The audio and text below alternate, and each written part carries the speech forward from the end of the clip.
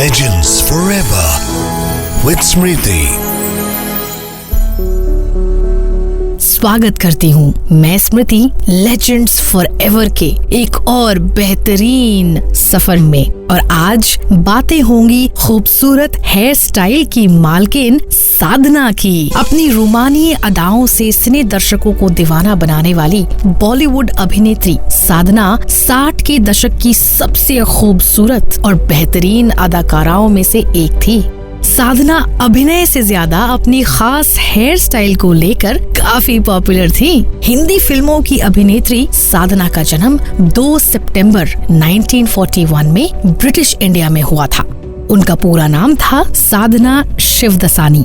इन्होंने 2 दशक से भी ज्यादा समय तक फिल्मों में काम किया और अपनी एक अलग ही पहचान कायम की, जो महज 14 साल की उम्र में ही अपने एक्टिंग के करियर की शुरुआत कर चुकी थी। उनकी डेब्यू फिल्म थी 1955 में रिलीज हुई श्री 420। इस फिल्म में राज कपूर बतौर लीड रोल में थे। उसके बाद इन्होंने कई सारी फिल्मों में काम किया, मगर 1960 में आई फिल्म लव इन शिमला साबित हुई साधना की पहली सुपर डुपर हिट फिल्म। इस फिल्म की सफलता के बाद साधना ने कई सारी फिल्मों में काम किया, जिनमें शामिल है हम दोनों, परख, एक मुसाफिर एक हसीना, आरज़ू, वो कौन थी, मेरा साया, वक्त, मेरे महबूब, राजकुमार, एक फूल दो माली जैसी कई सारी फिल्में इन्होंने एक के बाद एक करी और सभी की सभी फिल्में सुपर डुपर हिट साबित हुई। जहां एक तरफ साधना हिंदी सिनेमा में अपनी धाक जमा रही थी, वहीं दूसरी तरफ बिना शोहरत की परवाह किए उन्होंने महज 16 साल की उम्र में ही शादी कर ली। फिल्म लव इन शिमला, जो उनकी पहली हिट फिल्म थी, की सेट पर साधना की मुलाकात निर्देशक रामकृष्ण नैयर से हुई थी। सो बस 1966 में साधना ने निर्देशक रामकृष्ण नैयर के साथ शादी कर ली। दिलचस्प की बात यह है कि शादी के लिए साधना के परिवार वाले बिल्कुल भी तैयार नहीं थे, मगर राज कपूर की मदद से साधना की शादी हुई। जहां एक तरफ साधना और नैयर साहब की शादी करवाने वाले राज कपूर ही थे, वहीं दूसरी तरफ शायद बहुत कम लोग जानते हैं कि साधना और राज कपूर जी के बीच टकरार थी। खबरों की माने तो अपने बालों को संवारने में साधना काफी समय लगाया करती थी, जो राज कपूर को बिल्कुल भी पसंद नहीं था। उन्होंने कई बार साधना को इसके लिए टोका, पर साधना कहाँ मानने वाली थी। एक दिन बार बार मना करने के बावजूद जब साधना ने बालों को संवारना नहीं छोड़ा, तो राज कपूर और उनके बीच बहस हो गई।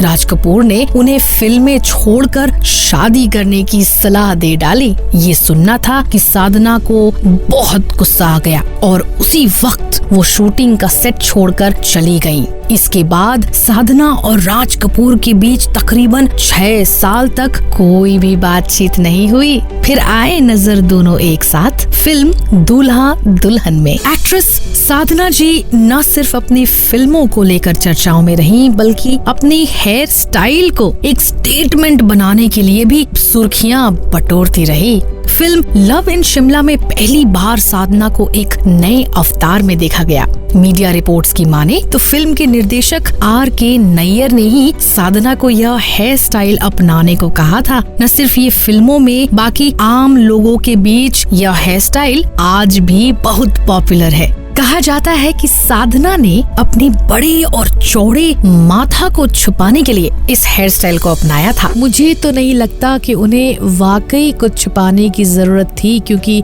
वो इतनी खूबसूरत थी और अदाकारी तो जिसका जवाब ही नहीं। वैसे जब बात एक्टिंग की आती है तो साधना ने एक्टिंग के बारे में क्या कहा था, चलिए सुनते हैं। एक्टिंग में तो वाकई बहुत ज्यादा मेहनत की जरूरत होती है। लोग समझते हैं कि एक्टिंग करना क्या मुश्किल है, जरा हंस बोल लिया, गा लिया, जैसा बोला वैसा कर लिया और लाखों रुपए मिल गए। जी नहीं, एक्टिंग बड़ा मुश्किल काम है। इसमें कदम कदम पर अलर्ट रहना पड़ता है। एक एक कदम, एक एक नजर नाप तोल कर उठानी पड़ती है। एक एक शब्द ठीक ठीक बोलना पड़ता है। वैसे साधना की जिंदगी में एक बहुत बड़ी परेशानी भी आई थी। एक पहाड़ टूटा था उनकी जिंदगी पर, और ये विवाद जो है वो किसी और के साथ नहीं पर बॉलीवुड की मशहूर गायिका आशा भोसले के साथ थी। संपत्ति को लेकर शुरू हुआ यह विवाद साधना के लिए काफी तकलीफ दे रहा। यह संपत्ति आशा भोसले की थी। मुंबई के खार स्थित संगीता नाम के बंगले में साधना ने अपनी जिंदगी के 50 साल गुजारे थे।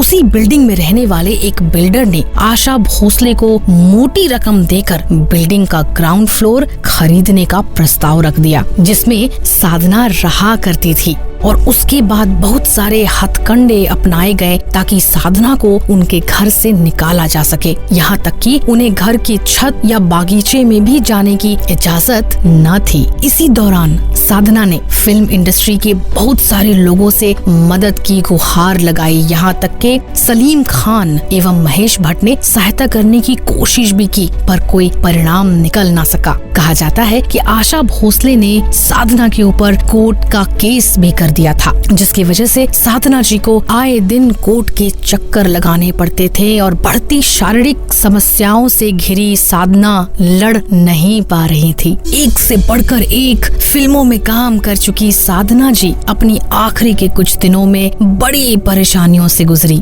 उनके पति नैयर साहब के डेथ हो जाने के बाद साधना कोर्ट केस की वजह से और भी ज्यादा कमजोर पड़ गई थी। उस वक्त उन्हें थायराइड भी हो गया था और वो काफी बीमार रहने लगी थी, जिसकी वजह से उन्हें देश के बाहर जाकर ट्रीटमेंट करवाने की जरूरत पड़ गई। परंतु वापस आने के बाद वो कभी भी फिल्मी दुनिया में वापस न आ सकी। उनकी आखिरी फिल्म थी उल्फत की नई मंजिलें, और आखिरकार 25 दिसंबर 2015 को साधना जी का निधन हो गया। साधना जी को सलाम प्रणाम।